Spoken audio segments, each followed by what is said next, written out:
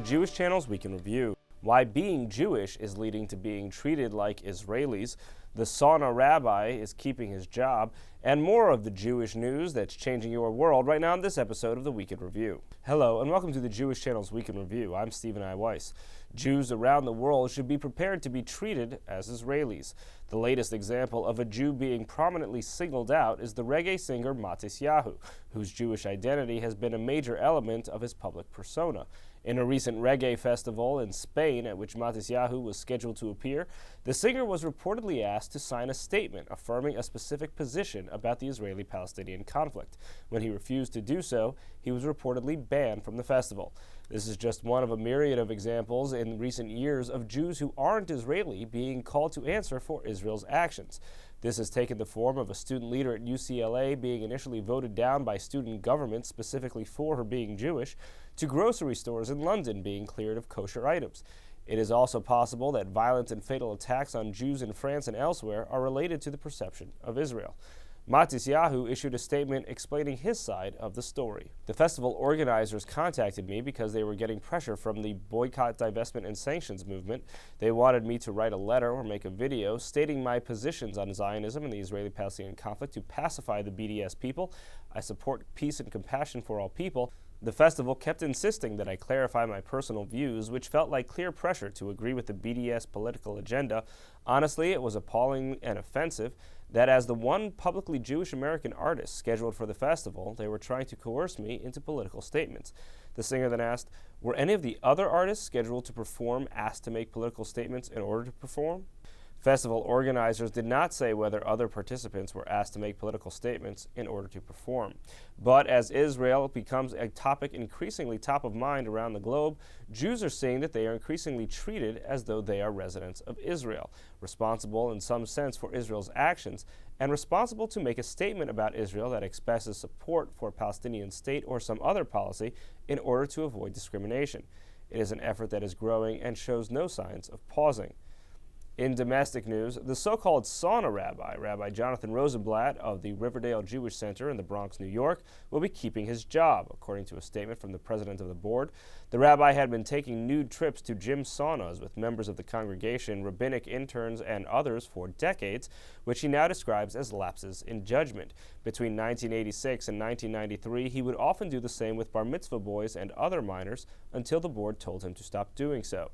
The statement from the board president declared, quote, "The last 2 months have presented the opportunity for our shul to debate and discuss many different points of view while considering various paths forward.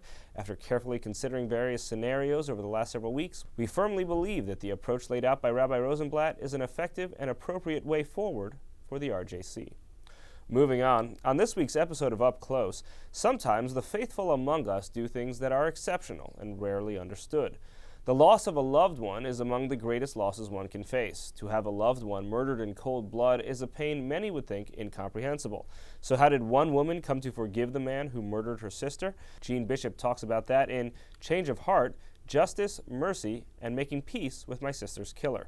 And then, in a culture that emphasizes exposing ever more of oneself, some women take on a Jewish practice of covering their hair. Exploring why and how is Elizabethtown College professor Amy Milligan in Hair, Headwear, and Orthodox Jewish Women, Kala's Choice. Here are some of the highlights from my interview with Gene Bishop. You had in your family a story of a tragic murder that it's more gruesome than frankly many that I've heard of.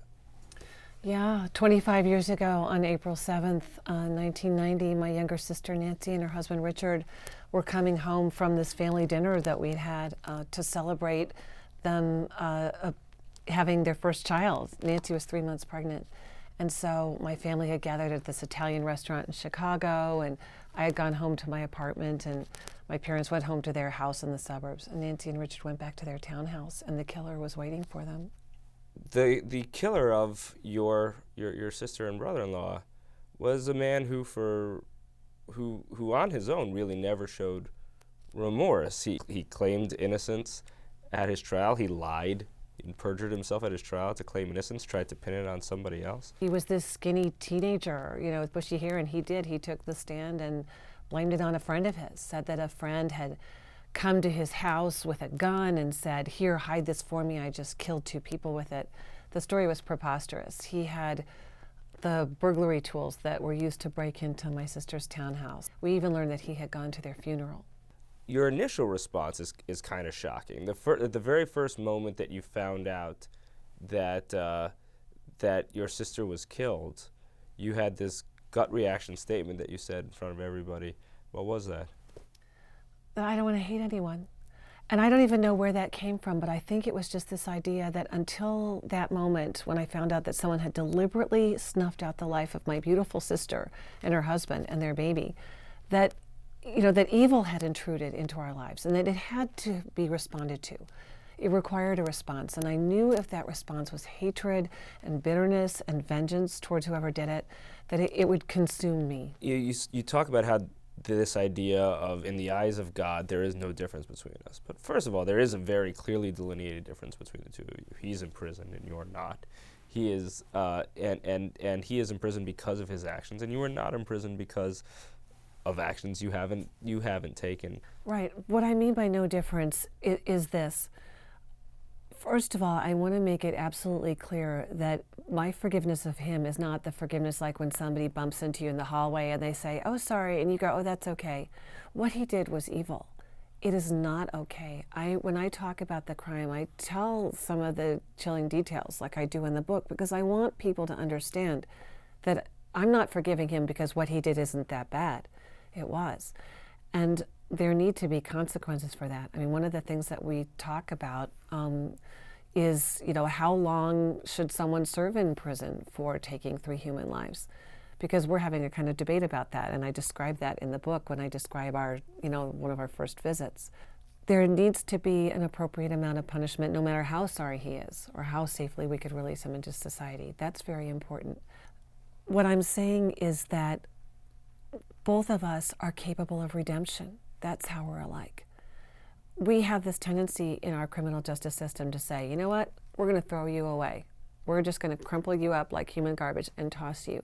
We're either going to take your life, so we're just going to end your life. We're going to play God and say, now your life is over, death penalty.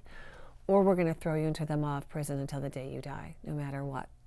And we're never going to turn around and take a second look at you.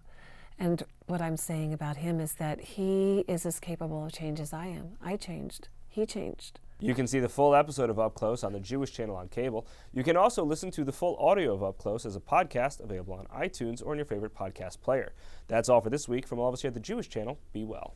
The Jewish channel is available on cable. Time Warner Cable Channel 1640, IOUPLink Channel 505, RCN Channel 268, Cox Cable Channel 1, Bright House Channel 330, Verizon Fios Channel 900, and on Comcast on the on-demand menu on premium channels. For more information, visit tjctv.com.